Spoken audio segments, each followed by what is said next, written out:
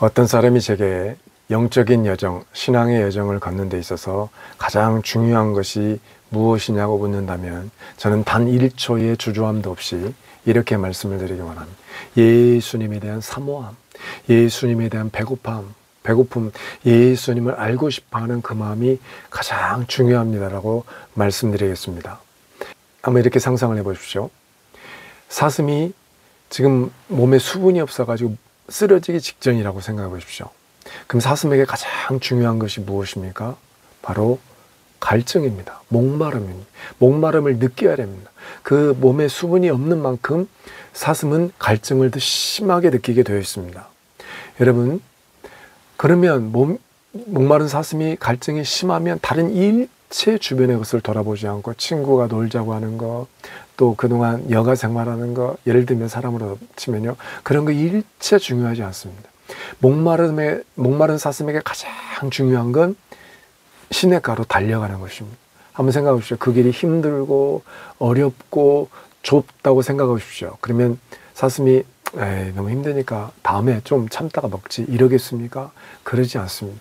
힘들건 또 좁건 또 너무 포기하고 싶건 그런 건 중요하지 않습니다. 그냥 곧장 시냇가로 갑니다. 바로 목마른 사슴에게 가장 필요한 건 갈증입니다. 갈증. 마찬가지잖아요. 우리에게 생명은 예수님이에요. 예수님 안에는 생명이 우리의 빛이에요. 따라서 예수님에 대한 사모함, 목마름을 느끼지 못한다면 지금 수분이 없어서 쓰러지기 직전인데 사슴이 갈증을 전혀 느끼지 못하고 있는 것과 똑같습니다. 예수님에 대한 목마름이 굉장히 중요한데, 왜냐하면 이 영적인 여정이 결코 쉬운 길이라고, 저는 평범한 길이라고, 누구나 갈 수 있는 길이라고 말씀드릴 수 없습니다. 저 개인적으로는 너무나 힘든 길이었고 고통스러운 길이었습니다. 포기하고 싶은 순간이 너무나 많았습니다. 기도할 힘조차도 없어서 바닥에 누워가지고 주님 앞에서 울었던 적들이 있습니다. 그렇지만 제 마음에 예수님이 아니면 죽을 것 같아서, 예수님이 아니면 도저히 견딜 수 없어서 그 힘들고 어렵고 고통스럽지만 그곳에 있어야 됐고, 또 포기하고 싶은 순간들이 너무너무 많았지만 다시 기도의 자리로 나갈 수밖에 없었습니다. 근데 그때 주님께서 아시고 더 강하게 오시는 거예요. 사랑하는 여러분, 결코 여러분이 힘들고 어렵고 좁다 할지라도, 포기하고 싶은 순간이 있다고 할지라도 포기하지 않을 수 있는, 그 길을 묵묵히 갈 수 있는 건 여러분 마음속에 예수님에 대한 갈증이 그 무엇보다 강할 때 그렇습니다. 제 개인적으로 그 20여 년 전부터 저는 그런 말들을 했었어요. 제가 어떤 사람과 이야기할 때 저는 예수님을 그 사람보다도 더 가깝게 느끼기 원합니다. 예수님이 내게 너무 가까워서 제 앞에 있는 사람보다도 더 가깝게 느끼기를 원합니다 라고 그런 말을 했어요. 그런데 어떻게 이런 생각을 갖게 되었을까? 어떻게 이런 마음을 갖게 되었을까? 어떤 계기로 그랬을까라고 뒤돌아보면 특별하게 어떤 계기가 생각나지 않은 거예요. 누구에게 그것을 배워서 그런 것도 아니고 어떤 계기가 특별히 생각나지 않는 거예요.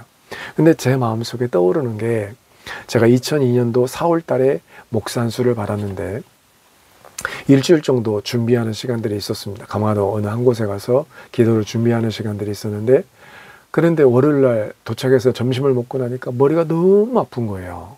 제게 배정된 방에 가서 한숨 좀 자고, 낮잠을 자고 일어나서 기도해야겠다라고 했는데, 한쪽 벽면이 통유리였습니다. 햇빛이 너무 강하게 들어오니까, 밝으니까 침대 위에서 잘 수는 없고, 침대가 2개 있었는데 침대하고 침대 사이에 좀 그늘진 곳에서 눈을 붙이려고 누웠습니다. 그래서 비몽사몽간에 잠들기 직전인데 문 쪽에서 누군가가 이렇게 걸어 들어오는 거예요.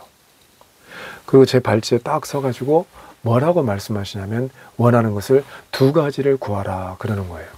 2가지를 구했는데 그 중에 하나가 예수님입니다. 저는 예수님을 구합니다. 그리고 저도 모르게 잠이 들었습니다. 그 부분이 생각이 나는 거예요.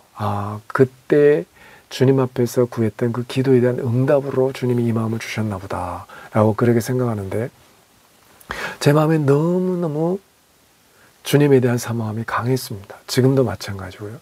몇 번 주님이 오셔서 무엇을 원하느냐라고 그렇게 구한 적들이 있었습니다.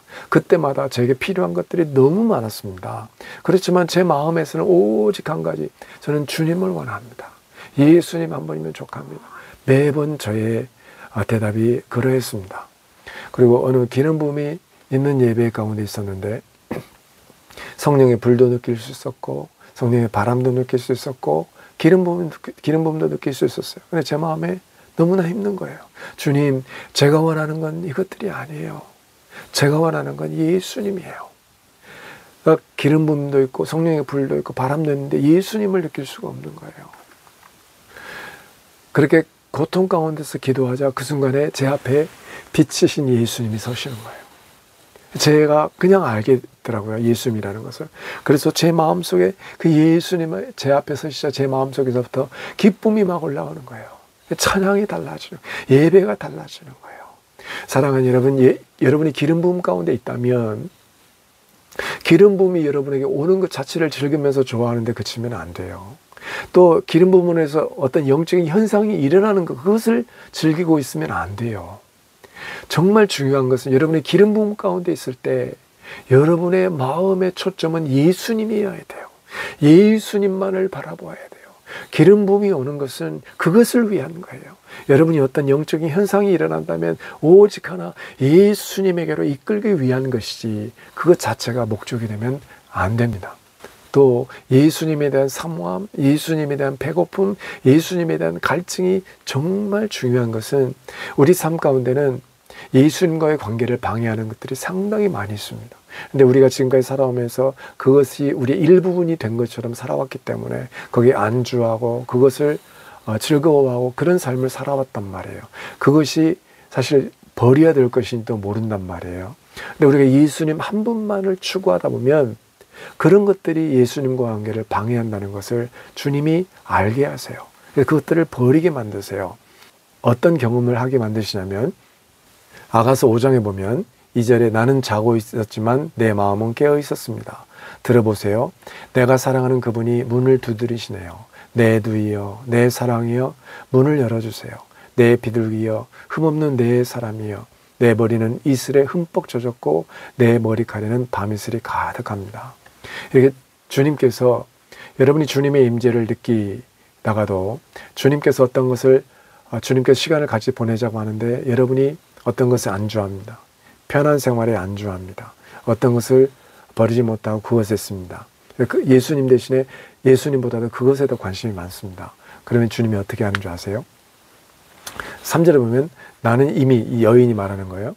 나는 이미 옷을 벗었는데 다시 입어야 하나요?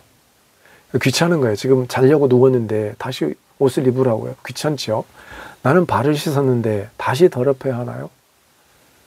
그때에 4절에 보면 내가 사랑하는 그분이 문틈으로 손을 들이미시니 내 마음이 그분으로 인해서 두근거리기 시작합니다. 5절에 내가 사랑하는 그분을 위해 문을 열려고 일어날 때 모략이 내 손에서 모략의 즙이 내 손가락을 타고 흘러 문빗장에 닿습니다. 6절 내가 사랑하는 그분을 위해서 문을 열었는데 내 사랑하는 그분은 떠나고 없네요. 그분이 없어 내 마음은 무너져 내립니다. 그분을 찾았지만 찾을 수 없습니다. 그분을 불렀지만 대답이 없습니다. 이렇게 우리가 주님보다도 소중히 여기는 것이 있다면 주님께서는 그것으로 인해서 주님의 임재를 잠시 거두십니다. 근데 제 개인적인 표현으로는 지옥이 따로 없습니다. 얼마나 고통스러운지요. 주님의 임재를 느끼다가 주님이 떠나신 것처럼 주님의 임재가 거두어짐을 느꼈을 때 그것은 너무나 고통스럽습니다. 너무나 괴롭습니다. 그래서 그런 경험을 하고 나면 다시는 그것보다 예수님을 소중히 여기는 것을 하지 않게 됩니다. 왜냐하면 그것이 너무나 고통스럽다는 걸 알기 때문에. 그래서 예수님을 내 가장 위에 우선순위 위에다 올려놓게 되고 예수님을 그렇게 소중히 여기는 것을 그런 경험들을 통해서 배우게 돼요. 그러니까 만약에 우리가 예수님을 향한 사모함이 예수님을 향한 배고픔이 없다면 예수님의 임재의 그 기쁨을 알지 못한다면 다른 거 하는데도 아무렇지 않는 거예요. 예수님보다도 다른 걸 소중히 여기는데도 아무렇지 않는 거예요. 이 여인에게 이 마음이 있었던 것처럼, 이 여인에게 이 마음이 있었던 것처럼 우리가 그걸 느낄 수 있어야 돼요. 그분이 없어 내 마음은 무너져 내립니다. 그분을 찾았지만 찾을 수 없습니다. 그분을 불렀지만 대답이 없습니다. 그 7절에 보면 성안을 순찰하는 파수꾼들이 나를 발견하고는 나를 때려 상처를 내고 저 성벽을 지키는 사람들은 내 겉옷을 빼앗아 갔습니다. 여러분, 주님을 다시 찾아 나서는 일이 쉽지 않아요. 어려워요. 그렇지만 만약에 이 여인이 예수님을 향한 사모함이 그냥 그저 그렇고 그랬다면 이렇게 힘든 일을 겪으면 뒤로 돌아가서 마저 자려고 하던 잠이나 자자 이러지 않았겠어요? 그러나 이 여인의 마음은 그렇지 않았어요. 8절에 보면 예루살렘의 딸들이여 내가 부탁합니다. 만약 내가 사랑하는 그분을 만나거든 내가 사랑 때문에 병이 났다고 말해주세요. 그러니까 우리가 주님을 향한 사모함, 주님을 향한 배고픔, 주님을 너무너무 원하는 그 마음이 너무 강해서 그 사랑 때문에, 주님을 향한 사랑 때문에 병이 날 정도여야 돼요. 그러면 아까 7절에 파수꾼에게 맞고 성벽을 지킨 사람들에게 겉옷이 빼앗기는 고통, 아픔, 슬픔을 겪는다 할지라도 그것에 개의치 않게 돼요. 왜냐하면 오직 예수님에게 마음이 꽂혀있기 때문에 예수님을 다시 만나고 싶고 예수님을 다시 더 예수님의 임재를 경험하고 싶기 때문에 예수님을 알고 싶기 때문에 그런 것에 개의치 않아요. 오직 예수님을 다시 만나고 싶기 때문에 예수님을 더 가까이 알고 싶기 때문에 그런 것에 개의치 않습니다. 이 여인에게 다른 사람들이 뭐라고 하는지 아세요? 다시 말해 예루살렘의 딸들이 뭐라고 말하는 줄 아세요? 9절 보면 가장 아름다운 여자여 당신이 사랑하는 분이 다른 이들보다 얼마나 더 나은가요? 당신이 사랑하는 분이 다른 이보다 얼마나 낫기에 우리에게 이렇게까지 부탁을 하나요? 다시 말하면 예루살렘의 딸들에게는 예수님의 아름다움이 드러나지 않은 거예요. 그러니까 우리가 예수님을 사모하고 예수님을 배고파하고 예수님에 대해서 알고 싶어하고 예수님을 순결하게 예수님을 있는 그대로 알고 싶어하는 마음이 그렇게 강해서 그분으로 인해서 병이 날 때 그분을 더 경험하게 되고 더 알게 되고 그분과의 만남 안으로 들어가게 되는데 그때에 평범한 사람들에게는 다른 사람들에게는 알려지지 않는 드러나지 않는 예수님의 탁월함 예수님을 아는 것이 얼마나 놀라운가 그 예수님을 아는 지식의 고상함이라고 사도 바울은 말했죠. 그것을 알게 됩니다. 이건 예수님에 대해서 배고픔이 없는 사람들 예수님을 알지 못하는 사람들에게는 드러나지 않는 것입니다. 그때 이 여인이 술람 여인이 10절부터 16절까지 그분이 얼마나 놀라운 분인지를 이렇게 설명을 합니다. 우리가 예수님을 알면 알수록 예수님을 깊이 만나면 만날수록 그분의 달콤함을 맛보면 맛볼수록 그분의 아름다움을 그분의 선하심을 맛보면 맛볼수록 그분을 향한 이런 말할 수 없는 그분의 탁월함을 우리가 알게 됩니다. 사도 바울이 뭐라고 그랬습니까? 빌립보서 3장 7절에서 9절 그러나 내게 유익하는 것들을 나는 그리스도 때문에 다 해로운 것으로 여깁니다. 8절에 내가 참으로 모든 것을 해로 여기는 것은 내 주 그리스도 예수를 아는 지식이 가장 고상하기 때문입니다. 그분으로 인해 내가 모든 것을 잃어버리고 심지어 배설물로 여기는 것은 내가 그리스도를 얻고 그 안에서 발견되기 위한 것입니다. 예수님을 아는 지식이 가장 고상하다. 영어로는 탁월하다고 번역했어요. 가장 고상하기 때문에 다른 모든 것을 배설물로 여기고 잃어버립니다. 예수님을 얻고 예수님 안에서 발견되기 위해서 다른 모든 것을 배설물로 여긴다고 말하고 있어요. 이 사도 바울이 알았던 주님을 아는 지식이 가장 고상한 것, 예수님 안에 있는 그 탁월함을 저와 여러분도 발견해야 되지 않겠습니까? 다른 모든 것이 똥이 보일 정도예요. 그동안 다른 사람들이 붙잡았던 그거, 세상에서 자랑하고 싶었던 그것들이 똥으로 길 정도로 주님 안에 있는 그 탁월함, 예수님을 아는 지식이 너무너무 고상하다는 것, 그것을 발견해야 되지 않겠습니까? 예수님께서 마태복음 13장 44절에서 하나님 나라 비유에 대해서 이렇게 말해요. 하늘나라는 밭에 숨겨진 보물과 같다. 어떤 사람이 그것을 발견하고는 감추어두고 기뻐하며 돌아가 모든 재산을 팔아서 그 밭을 산다. 이 기쁨을 얼마나 많은 사람들이 이 기쁨을 발견하고 있을까요? 저와 여러분이 이 기쁨 안에서 사람들이 그렇게 움켜잡고 그렇게 모든 자신의 삶을, 인생을 거기에 붙잡으며 살아가고 있는 그것조차도 다 팔아버릴 정도로 그렇게 소중한 우리 주님, 하나님의 나라를 발견하는 그런 복이 있기 원합니다. 베드로서 3장 18절에 그게 보면 마지막 때에 대한 설명들이 나오는 그런 문맥이거든요. 근데 베드로가 뭐라고 말하는 줄 아십니까? 오직 우리 주 곧 구주 그리스도 예수의 은혜와 그를 아는 지식 안에서 자라가라 라고 말하고 있어요. 마지막 때 정말 중요한 것이 예수님의 은혜와 예수님을 아는 지식 안에서 자라가는 것입니다. 예수님을 아는 것보다 지금 이 시대에 중요한 것이 없습니다. 정말로 예수님과 관계가 깊어서 순결하게 그분을 있는 그대로 알게 되기까지 멈출 수 없는 그런 사모함이 저와 여러분 가운데서 불같이 일어나서 그 예수님을 향해서 달려가게 되기를 원합니다. 이 술람미 여인이 이 아가서 8장 6절부터 이렇게 말을 해요. 나를 새겨두세요. 도장 찍듯 그대의 마음에요. 도장 찍듯 그대 팔에요. 사랑은 죽음처럼 강력하니까요. 질투는 수월처럼 굽힐 줄 모르니까요. 그 뜨거움은 불의 뜨거움, 여호와의 불이지요. 엄청난 불도 그 사랑의 불을 끌 수 없고 강물도 그 불을 잡지 못해요. 누군가가 자기 집 재산을 다 주고 사랑을 산다 하면 사람들이 얕볼 거예요.